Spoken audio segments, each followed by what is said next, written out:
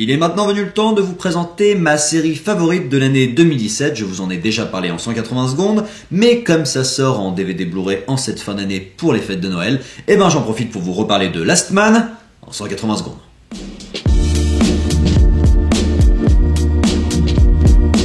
Réalisé par Jérémy Perrin et composé de 26 épisodes de 12 minutes, c'est le préquel à la BD de Vives, Balak et Sam Laville. C'est l'histoire de Richard Dana, un jeune boxeur loser qui prend sous son aile la fille de son meilleur ami et se retrouve par là même au milieu d'un conflit dimensionnel.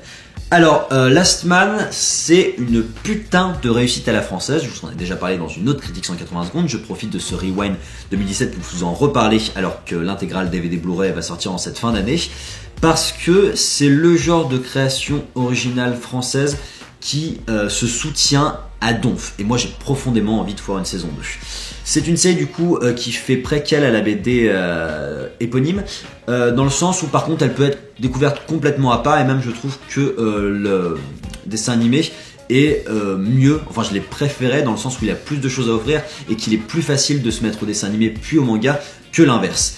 C'est un dessin animé qui a eu beaucoup de mal à se faire, qui est né dans la douleur, il y a eu peu de finances et les auteurs se sont débrouillés pour le faire malgré tout, et qui défend une verve française en termes de création qui est la bienvenue. Ce qui est super dans ce dessin animé, c'est que c'est la fusion entre ce qu'on aime chez le manga japonais et ce qu'on aime dans la créativité française, dans les Camelot, les Records. C'est la rencontre de cette verve française avec le style d'animation japonais pour en faire un ovni d'animation absolument sublime. L'histoire se suit avec intérêt, le scénario est cohérent et fonctionne bien, d'autant plus que maintenant le manga a rattrapé l'animé, donc tout ça fait un tout très cohérent. Mais ce qui m'intéresse vraiment plus, parce que le scénario est sympa sans être forcément à se taper la jambe, c'est la forme. Il y a une précision dans la forme qui est géniale. Là où le manga est très intéressant sur sa forme, le dessin animé l'est d'autant plus parce qu'il a plus de formes à défendre. Dans le sens où en manga, on défend l'écriture et le dessin. Là où le 7e art, le cinéma, c'est censé réunir tous les autres arts. Donc on défend le dessin, on défend l'animation, le scénar, les comédiens de doublage, les dialogues. Et je vais revenir là-dessus, comédiens de doublage et dialogue, c'est la franche réussite de la série.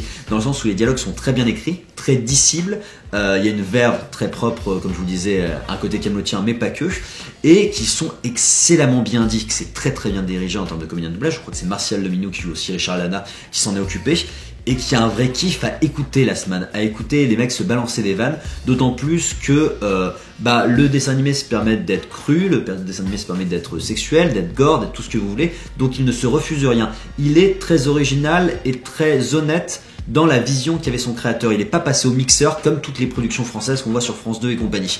Et ça fait plaisir. C'est un petit ovni, c'est quelque chose de vraiment original et de vraiment bien foutu. Quand on sait en plus qu'ils ont galéré à le faire, et ça soutient d'autant plus parce qu'ils ont rusé en termes de mise en scène, en termes de pas mal de choses pour que le tout soit d'autant plus original. Il y a des scènes de combat qui sont mises en scène de manière plus discrète, mais que ça fonctionne très très bien et que ça ait en plus enrichi la créativité de la série. Et top. Et voilà pour cette vidéo spéciale Rewind de l'année 2017. J'en profite pour faire deux petites annonces. La première étant que ma web série Les Plaidoyers de l'absurde est toujours diffusée sur la chaîne podcast, et ce jusqu'au 28 décembre, un épisode tous les vendredis et l'intégralité de la saison disponible sur YouTube. Et le second message étant que j'ai bien envie, à l'occasion de la nouvelle année de 2018, de vous faire une petite vidéo FAQ afin de répondre à vos questions, à vos commentaires, à vos suggestions. Donc profitez des commentaires de cette vidéo pour m'adresser vos questions, vos commentaires, vos suggestions, et je tâcherai d'y répondre non pas par écrit, mais par vidéo, si ma foi il y a assez de commentaires, pour alimenter une vidéo d'au moins 180 secondes. C'est un peu le concept. Voilà, je vous invite à liker, commenter, vous abonner, je vous donne rendez-vous très bientôt sur la chaîne podcast pour d'autres critiques ciné en 180 secondes.